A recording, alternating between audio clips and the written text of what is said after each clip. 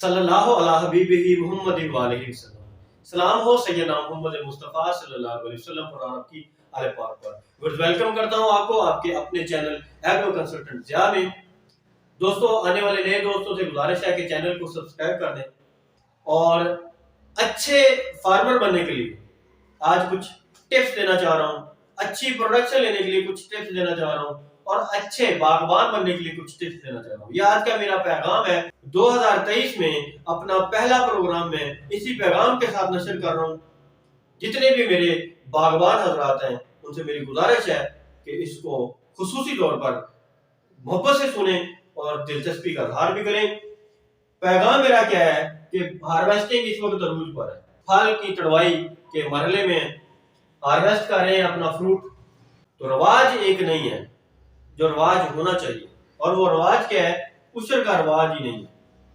باغبان بہت کم ہے، وہ 0.001% ہے جو عشر کا اہتمام کرتے ہیں۔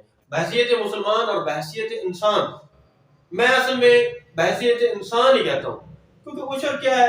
یتیموں کا حق ہے، مسکینوں کا حق ہے، غریبوں کا حق ہے، بیوہ کا حق ہے، تو ان لوگوں کا حق کھا کر ہم کبھی ترقی نہیں کر سکتے۔ تو پہلا میرا پیغام 2023 پہ یہ ہے کہ جن کا یہ حق ہے نا، یہ ان کو ان کا حق دے دیں، تاکہ اللہ جو رب العزت ہے وہ آپ کو آپ کا حق دے، آپ کو اچھا رزق دے۔ باغ کو ٹھیکے پہ ہم فروخت کرتے ہیں۔ پھل جب تک پک کر تیار نہ ہو جائے اس وقت تک آپ اپنے باغ کو فروخت نہیں کر سکتے۔ ٹھیکیدار کو آپ اپنا باغ اس وقت تک فروخت نہیں کر سکتے جب تک آپ کا پھل پک کر تیار نہ ہو جائے۔ تو باغ کے دوستوں کو 2023 کا پہلا پیغام یہ دینا چاہ رہا ہوں کہ دوستوں عشر کا اہتمام کریں۔ اگر آپ اپنے باغ کی لمبی عمر چاہتے ہیں، اور کیا کریں؟ پھل جب تک پک کر تیار نہ ہو جائے اس وقت تک اپنے باغ کو فروخت نہ کریں۔ اللہ پاک قرآن پاک میں ایک باغ کی مثال دیتے ہیں۔ وہ باغ کا جو باغبان تھا اس کی یہ عادت تھی کہ وہ کہتا تھا میں نے یہ کر دیا، انشاءاللہ نہیں بولتا تھا، اسے اللہ کے فضل پہ یقین نہیں تھا۔ رات اللہ تعالیٰ نے اس کے باغ کو تباہ کر دیا۔ صبح جب اپنے باغ میں آیا تو اس کا نہ باغ تھا نہ کوئی اس کا نام و نشان تھا، تباہ ہو گیا تھا سارا۔ اگر عشر کا اہتمام نہیں کرتے، اللہ کے حکم اور اس کے رسول کے حکم کے مطابق نہیں چلتے، تو یہ باغ کو پالنے والا اللہ رب العزت ہے۔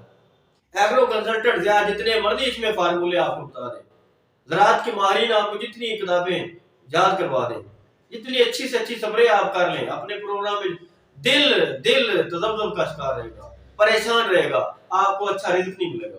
اگر آپ کو یہ یقین ہے کہ آپ کا رازق اللہ تعالیٰ ہے، جب آپ یہ دل میں پیدا کر لیں گے اپنے کہ رازق اللہ تعالیٰ ہے، تو پھر رازق کے کچھ اصول و ضوابط ہیں، ان پہ عمل کریں۔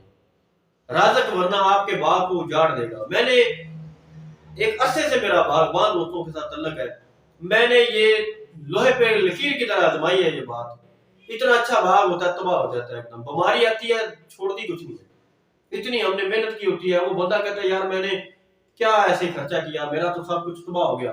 کہ دوستو اللہ کی ذات بڑی بے نیاز ذات ہے، وہ رزق بھی چھین لیتا ہے، زندگی کا بھی مالک ہے، رزق کا بھی مالک ہے، عزت کا بھی مالک ہے۔